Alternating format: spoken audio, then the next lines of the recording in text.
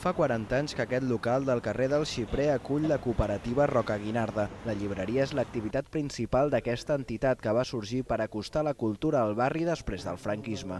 Han preparat un vídeo commemoratiu per celebrar-ho on es descriuen les activitats que s'hi fan habitualment. Hi ha pintura, hi ha un taller d'escriptura creativa, hi ha xerrades de filosofia política, hi ha també algun curset d'anglès, teatre.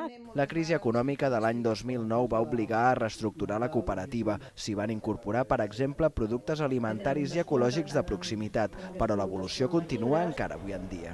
Ara estem reinventant-se i fent que aquest espai també tingui altre tipus d'activitats. Sobretot fem moltes presentacions de llibres, estem fent concerts de petit format, estem començant també a sortir, a fer activitats a les escoles, a explicar què és l'economia social i solidària. A banda de difondre el cooperativisme, l'altre objectiu de futur de l'entitat és obrir-se al públic jove i també a les famílies del barri per tal d'assegurar el manteniment d'aquest model de consum alternatiu al capitalisme basat en la col·laboració i els productes de proximitat.